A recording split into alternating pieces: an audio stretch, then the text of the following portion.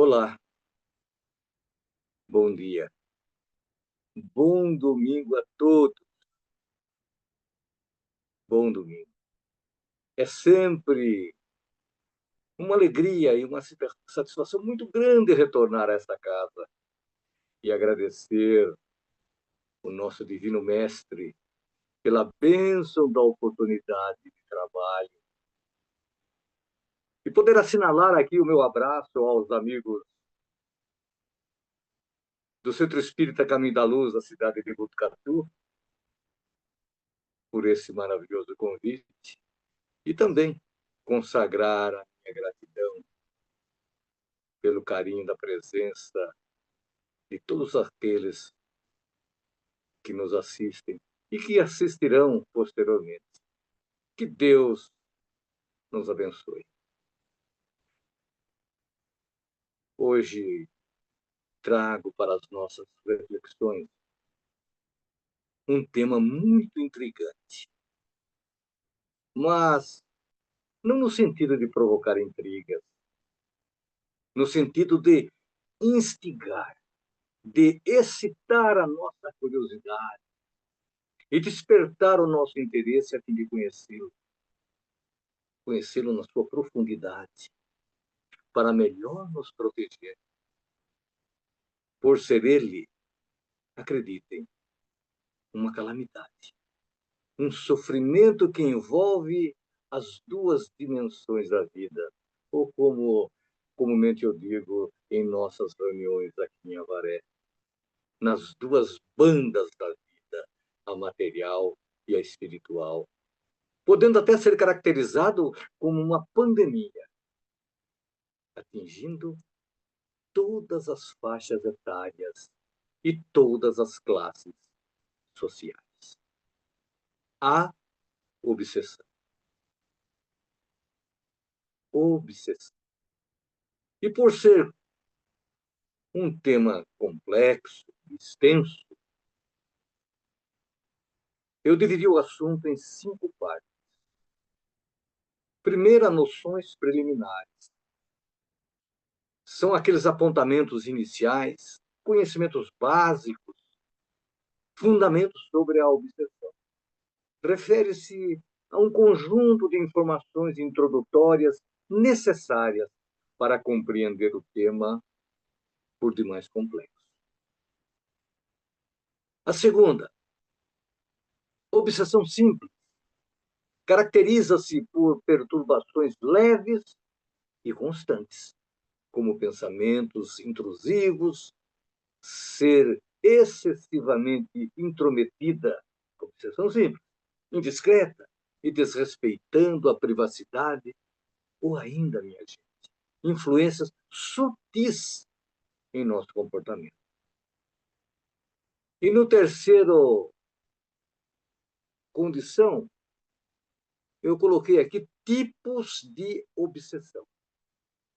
São aquelas nuances que envolvem e diferem os assédios obsessivos. A quarta parte que eu classifiquei foi fascinação. O espírito obsessor exerce uma influência mais profunda, levando o indivíduo a acreditar em ideias falsas ou aceitar comportamentos esdrúxulos, inadequados. E, por último, o quinto item, subjugação, que é a forma mais grave de obsessão, que antigamente era tratada como possessão, onde o espírito domina a vontade da criatura, levando-a a realizar ações por sua própria vontade. Hoje, então, nós vamos tratar da primeira parte das noções preliminares. E as demais fica por conta aí das nossas próximas participações. Muito bem. Depois dessa introdução muito pertinente, a gente começa a saborear esses alimentos saudáveis, eficazes, que com certeza nutrirão corpo e alma. Então Kardec pergunta aos espíritos: qual o tipo mais perfeito que Deus tem oferecido ao homem para lhe servir de guia e modelo? Essa é uma das 1019 perguntas de O Livro dos Espíritos, em que o espírita conseguiu memorizar tanto o seu número como o seu texto, a 625. Mas observe a inteligência do mestre de Lyon, elaborando questões aos espíritos, questões que atendessem os anseios daquela época e os anseios de agora. Guia, aquele que conduz, aquele que mostra, aquele que segue à frente. Vinde a mim. E modelo, aquele a ser imitado. E aprendei de mim, porque sou manso e humilde de coração, e achareis descanso para as vossas almas. E os espíritos responderam: vede Jesus. E tem quem diga: esta é a resposta mais curta do Livro dos Espíritos, mas de uma profundidade celestial, que se alguém desejasse, faria um seminário de muitas horas para falar dessa personalidade que dividiu o nosso tempo, antes dele e depois dele. Então, meus amigos queridos, entendemos que Jesus é imenso em todos os seus atributos e nos deixando o seu evangelho, que eu sempre enfatizo, aquele que a gente deve tomar o contato diário, como se fosse um oxigênio, para alimentar-nos, alimentar o nosso pulmão. Mateus, Marcos, Lucas e João. E nesse evangelho, com as anotações desses evangelistas, ele abordou todos os aspectos inerentes à nossa vida, de maneira a suprir, orientar e nos ajudar a resolver problemas e necessidades que surgem em nossa existência. Um desses aspectos é a obsessão, que encontramos em várias passagens do seu Evangelho, com o nome de As Curas dos Endemoniados. E Jesus é o maior mestre, é o nosso divino mestre, psicólogo, psiquiatra, médico. Sou o grande médico de vossas almas, orientador, amigo, companheiro celeste e muito mais que já tivemos conhecimento. Aquele com total poder de persuasão, mas jamais violentando o livre-arbítrio alheio, disciplinado, enérgico, sem ser violento. Com a sua presença, o seu olhar penetrante, e no articular de suas carinhosas e profundas palavras, aquelas entidades malfazejas, ao serem envolvidas nos eflúvios do seu amor, e ainda submetidas à sua superioridade moral, não resistiam, abandonavam suas vítimas, batiam em retirada. E a doutrina espírita, o consolador que ele nos prometeu, observando atentamente aquelas passagens, como fazia e como fez Kardec, né? A sua maneira, o seu perfil, o seu jeito, debruçando sobre aquelas passagens atentamente, trabalha no sentido de harmonizar os envolvidos, procurando convencer algoz e vítima a interromper sentimentos malévolos, de rancor, de ódio, de vingança e de justiça com as próprias mãos, assim como fazer cessar o ciclo de encarnações dolorosas, perdoando-se mutuamente. Quantas vezes, vezes quantas, lá nos nossos diálogos, na mesa mediúnica, nos deparamos com quadros assim,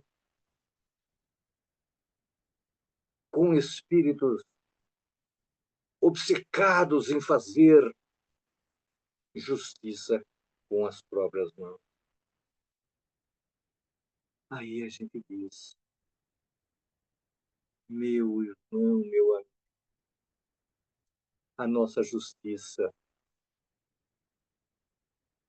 está baseada no ódio, na vingança.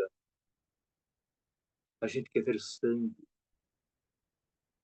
A gente está, por exemplo, olha a metáfora, sentada numa arquibancada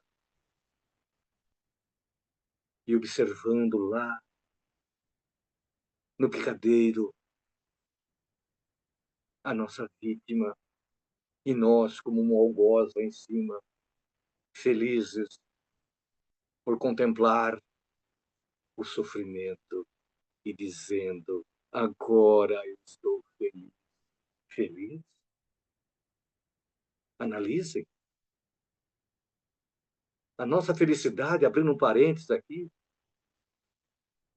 é quando nós proporcionamos a felicidade ao semelhante. Agora, quando nós proporcionamos a dor, o sofrimento, as aflições,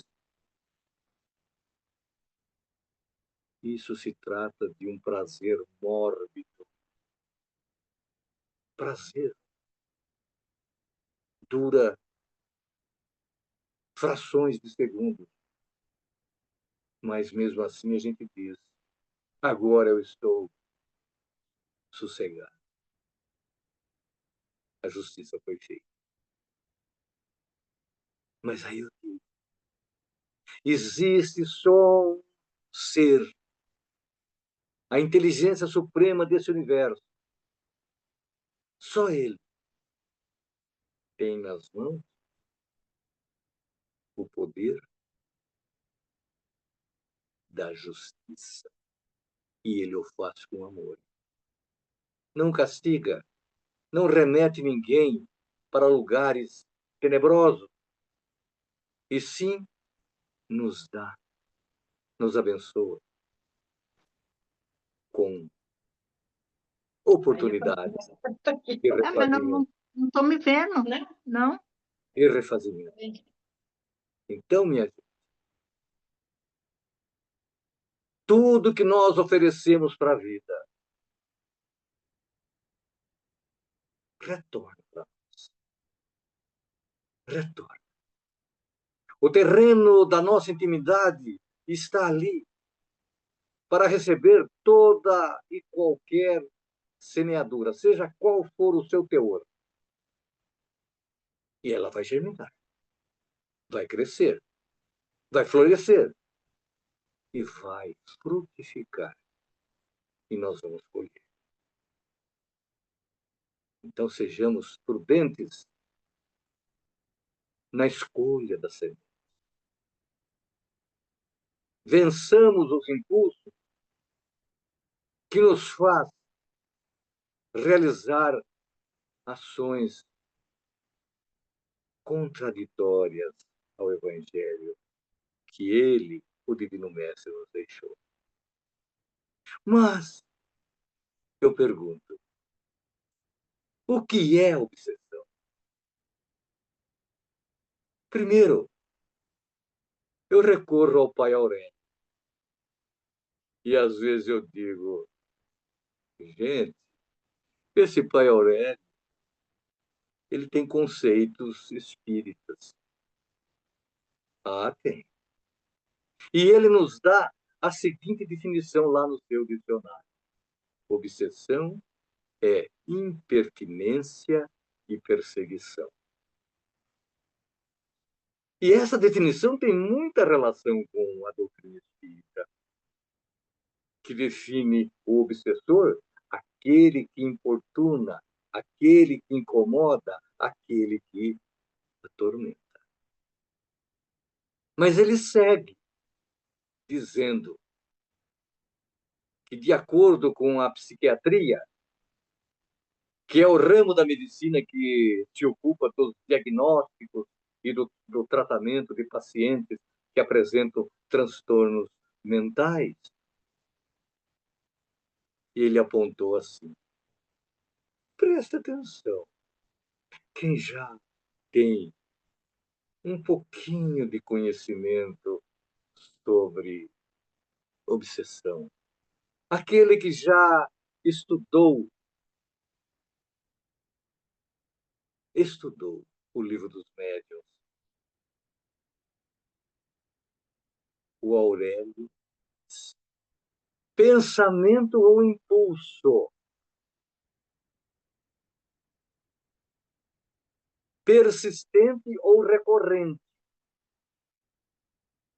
indesejado e aflitivo, e que vem à mente de forma involuntária, a despeito de tentativa nossa de ignorá-lo ou de suprimir. Olha que definição magistral desse nosso irmão, desse missionário Aurélio. E é assim mesmo a estratégia do obsessor, penetrando sutilmente em nossos pensamentos, ele desarvora tudo. Agora, atentem para a definição do Livro dos Médiuns. Outra maravilha. É a ação e domínio persistente que um espírito mau ou ignorante exerce sobre uma pessoa, atraído por seus maus pendores, procurando dominar. Observaram? Dá para a gente penetrar aqui e dar, como eu costumo dizer para o meu povo, Kardec esquadrinhava. O seu Eduardo dá uma esmiuçada. O espírito mau e ignorante atua desse modo. Ele não desiste da sua presa. Ele vai insistindo, abordando, assediando, até conseguir o total domínio. Mas, entretanto, devemos compreender que não temos somente a aproximação desta categoria de espíritos. Existem aqueles que vêm para nos ajudar, para nos intuir. Entretanto, se o ignorarmos e não ouvirmos as suas sugestões, eles não perdem tempo, gente. Eles não ficam ali persistentes, tentando dominar-nos. Jamais eles pretendem fazer isso.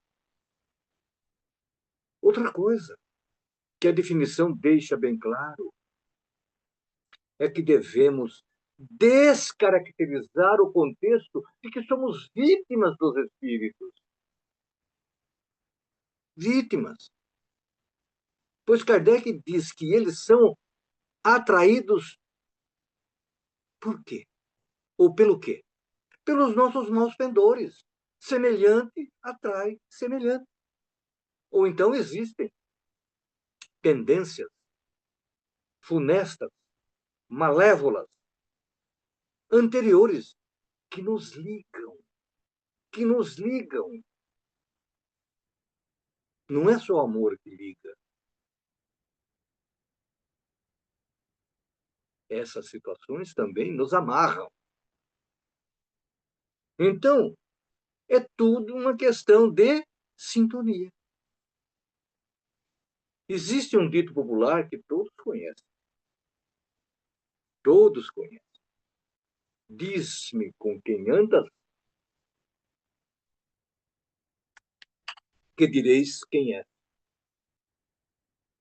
Mas graças a Deus, pelos nossos diálogos com os nossos companheiros da outra banda, eles asseveram que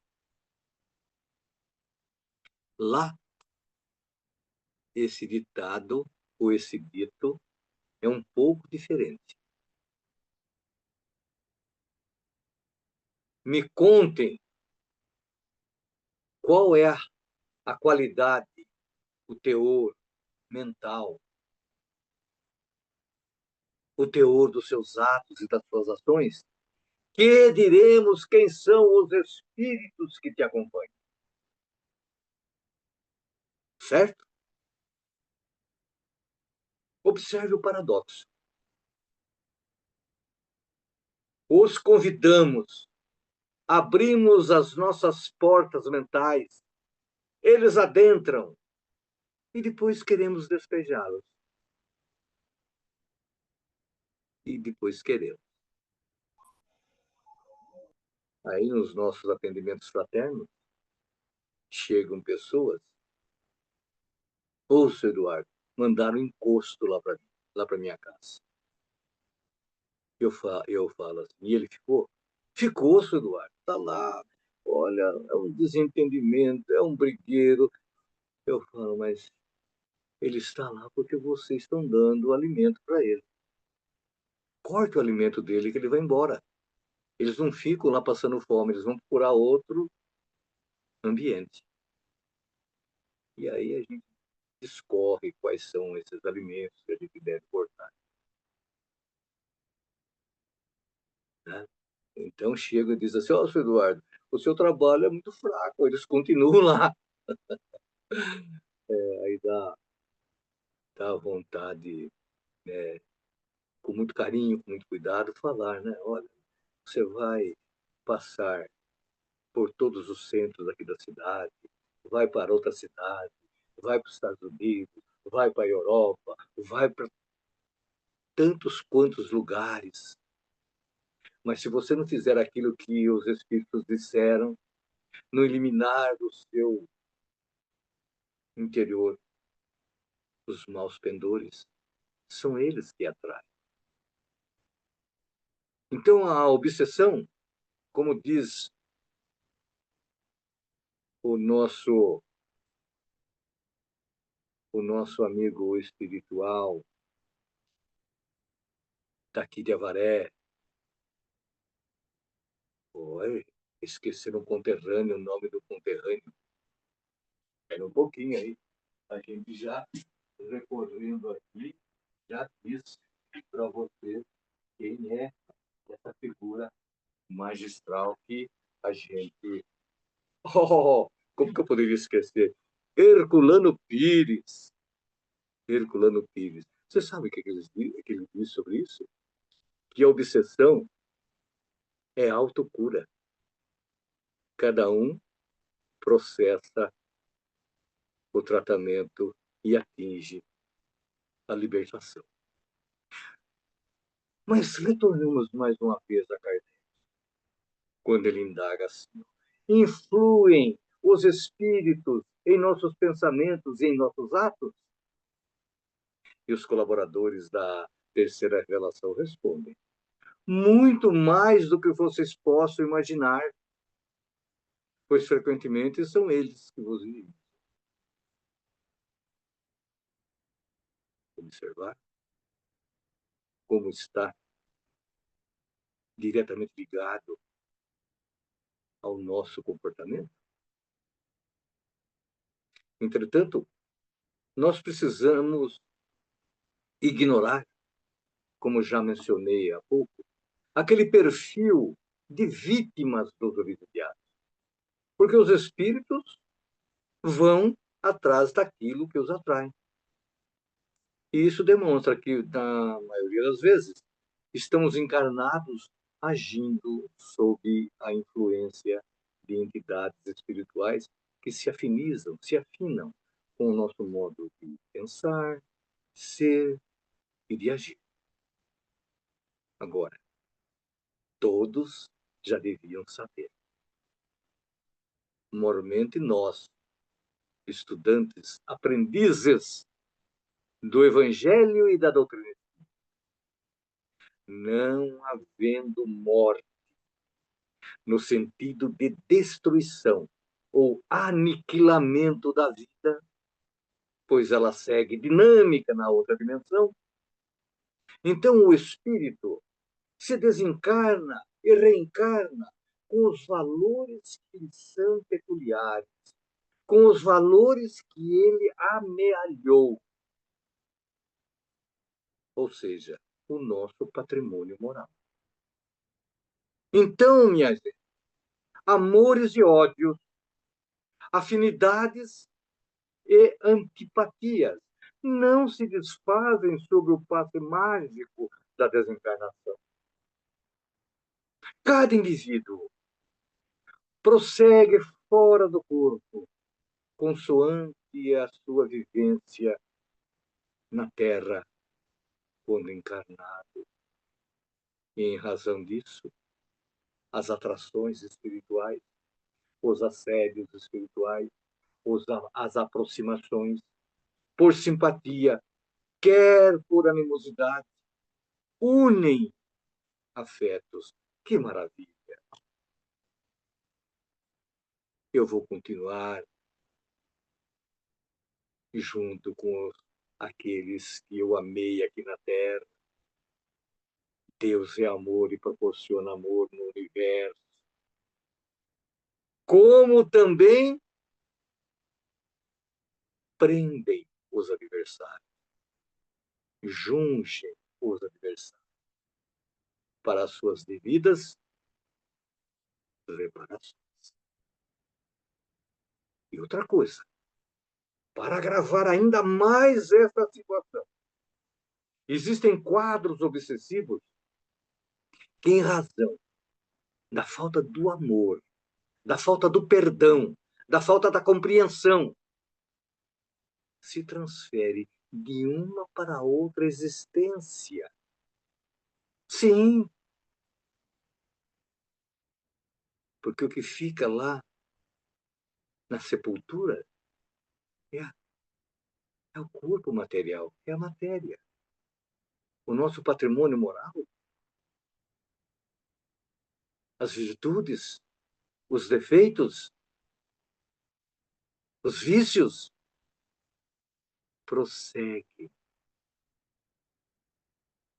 no intervalo da desencarnação e reencarnação, em que os participantes apenas mudam de posição.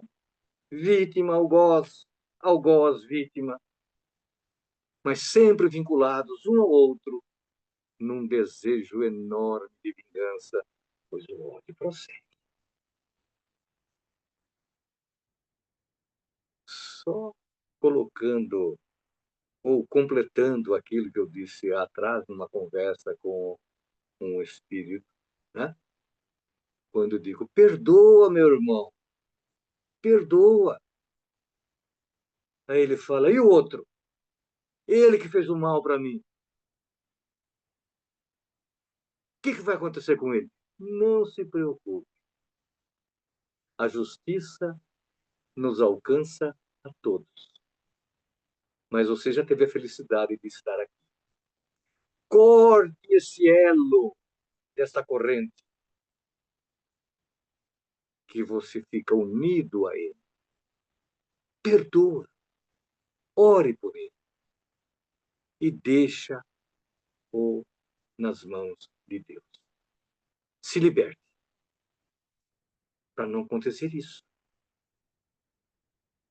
Ficam aí numa sequência enorme, nessa alternância algoz, vítima, vítima, algoz. Mas, novamente, vamos recorrer a Kardec, em que ele faz a seguinte pergunta: a prece é meio eficaz para a cura da obsessão?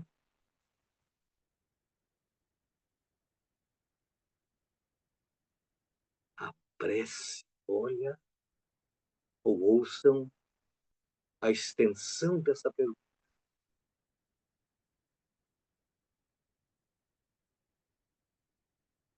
E ouçam também a resposta dos espíritos, que mais parece um manual de cura, um manual de reforma íntima. A prece é em tudo um poderoso auxílio. Gente, tenhamos fé e acreditemos. Não é só na cura da obsessão. A prece é um poderoso auxílio em tudo.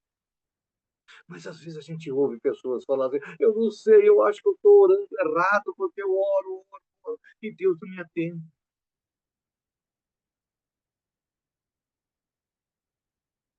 Tudo no tempo de Deus. Tudo. Ele sabe.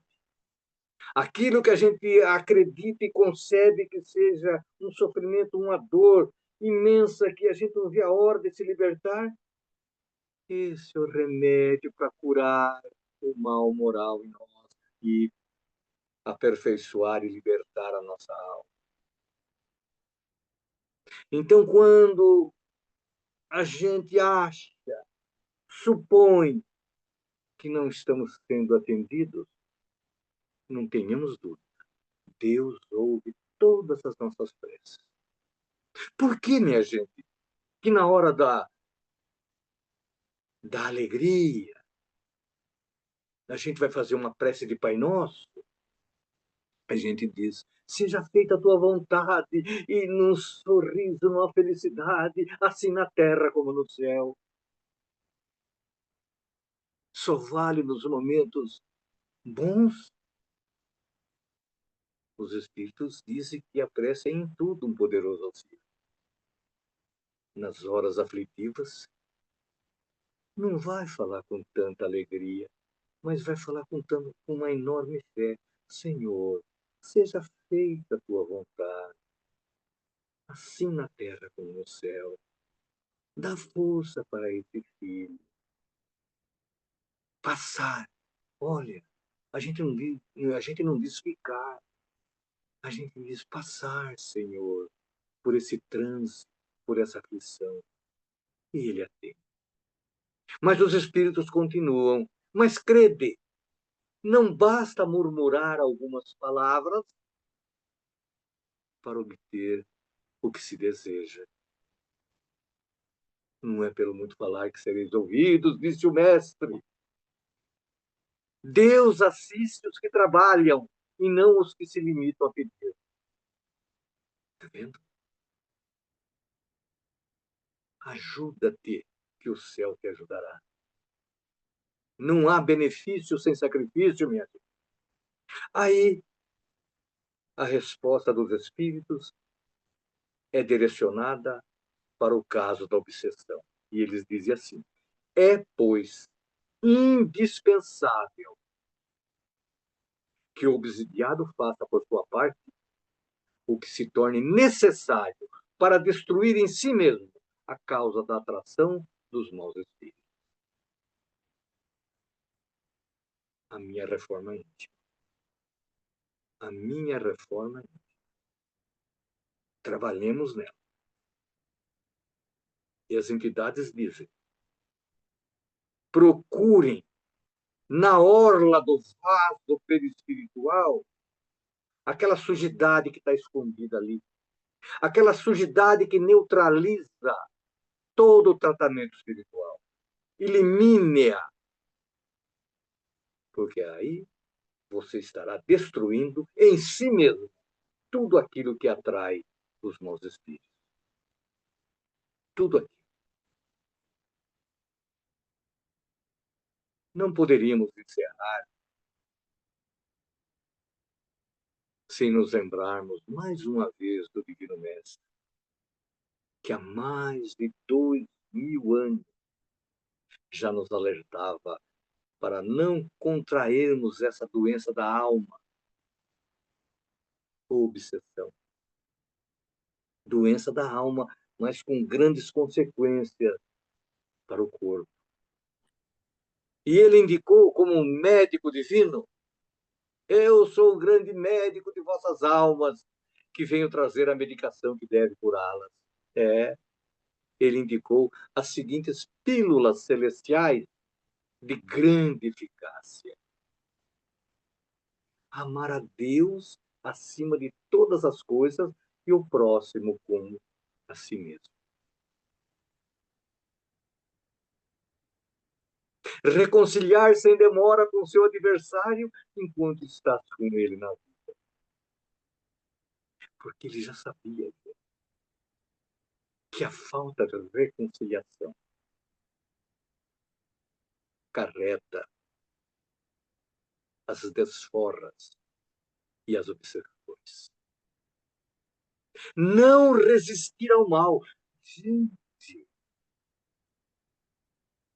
outro dia uma pessoa, num atendimento fraterno, me perguntou: Eduardo, o que é não resistir ao mal? O que é não resistir ao mal? É não alimentar o mal. É enxergar só coisa boa enquanto muitos enxergam a coisa ruim. É enxergar luz onde aquele enxerga trevas. É ser indulgente. É quando alguém bater, Jesus, hein? Bater numa face e oferecer a outra. É quando alguém te convidar para andar 1000 passos, vai com ele 2000. E no caso lá da sociedade contemporânea a ele, que davam tanta importância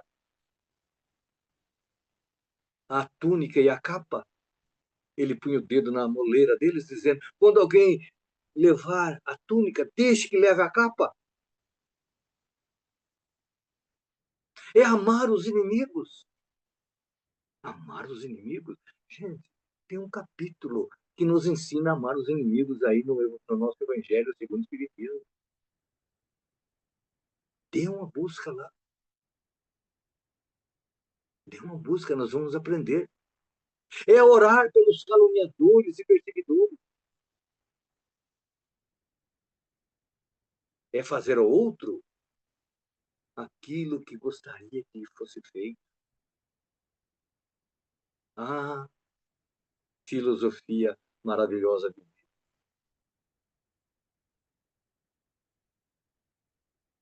Às vezes também eu menciono para os meus amigos que a transição planetária nossa começou com o advento, com o nascimento do Cristo. Lá ele já provocou em nós essa transição. Se nós fizéssemos aos outros o que a gente gostaria que nos fosse feito, o nosso mundo já era um mundo regenerado. Orar e vigiar para não cair em tentação. Entrar pela porta estreita, porta do sacrifício, o caminho apertado, que ele diz: são poucos aqueles que a procuram, mas é essa porta que conduz à salvação.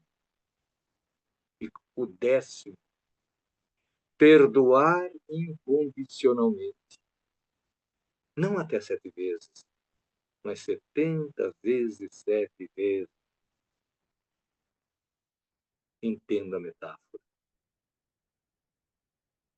Assim, meus queridos irmãos, Queridos do meu coração, a única profilaxia, o único tratamento eficaz contra a obsessão é o Evangelho de Jesus. É ser bom e praticar o bem. E com a boa nova, a boa notícia trazida por esse divino mestre, nós aprendemos a praticar o bem e ser bom. Além de encontrarmos o antídoto, a substância eficiente contra ela, o amor. O amor seguido de perto do perdão conseguirá unir obsessores e obsidiados, pondo termo às brigas, às contendas, aos sofrimentos e às dívidas. Portanto,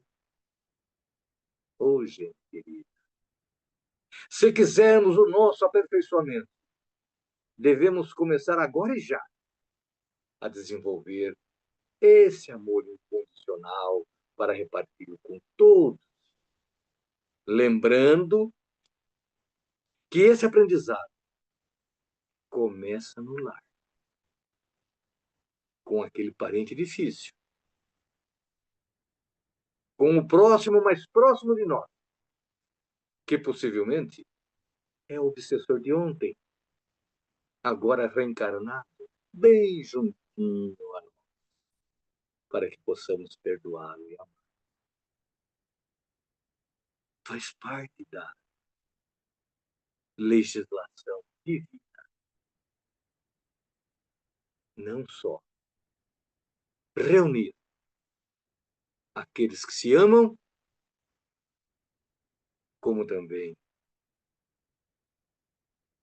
aqueles que se odeiam, para, com a bênção do esquecimento, não se lembrar das coisas funestas, das coisas terríveis e, por que não dizer, tenebrosas,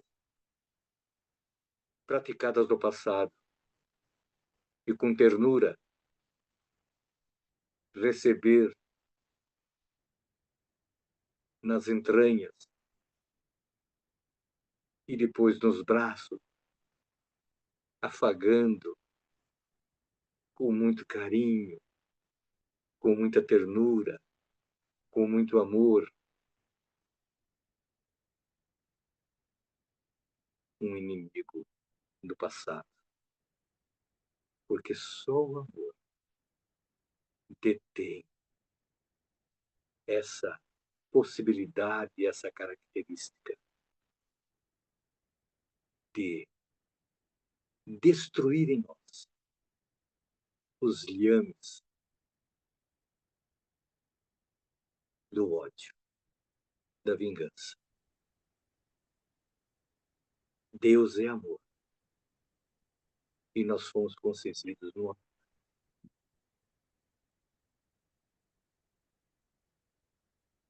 E para concluir a minha prosa de hoje, uma ocasião ainda presencial, em uma casa espírita,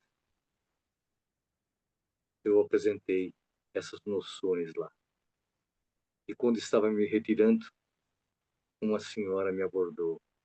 Seu Eduardo, eu estou saindo apavorada hoje.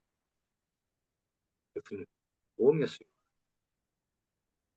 estou surpreso. Mas como que eu posso ajudá-la? Seu Eduardo, como que a gente vai se defender daquilo que a gente não vê? Aquilo que eu vejo é cadeado, é grade. Eu falei, na casa material, isso pode ajudar. Na casa mental, eu falei várias vezes, o Evangelho. O Evangelho é o nosso anteparo. O Evangelho é o nosso escudo. Mas preste atenção, minha filha. Não é só saber, não é só conhecer, é praticar. E essa didática não é o seu Eduardo que está trazendo e fazendo novidade para você. Há 2000 anos, Jesus, concluindo o Sermão do Monte, ele disse à multidão: aquele que ouve essas minhas palavras e as guarda e as põe em prática no lidar da sua vida, é semelhante a um homem prudente que construiu sua casa sobre rocha. Aí a gente diz, sobre a rocha do Evangelho. Pode vir a chuva, pode subir a inundação, pode bater os vendavais. Essa casa não vai cair. Mas todo aquele que ouve, conhece e não pratica, vai construir a casa na areia, sem alicerce. A chuva, a inundação, os vendavais virão, porque faz parte de um mundo de provas e expiações, pois elas representam todas as nossas adversidades, todas as nossas dificuldades, todos os nossos sofrimentos, todas as nossas dores, tudo, tudo. Agora, se não tivermos a nossa casa, que é essa casa a habitação da alma, construída sobre a rocha do Evangelho, o mestre diz: vai bater e vai cair, e será grande a ruína do seu morador. Então, Evangelho e prática. Ser bom e fazer o bem. Esse é a medicação eficaz na cura da obsessão e na nossa libertação. Então, é isso aí mesmo. Obrigado pela atenção de todos. Que Jesus, Maria Santíssima e o nosso Pai Criador abençoe todos nós, hoje e sempre. E até uma próxima oportunidade. Até uma próxima oportunidade.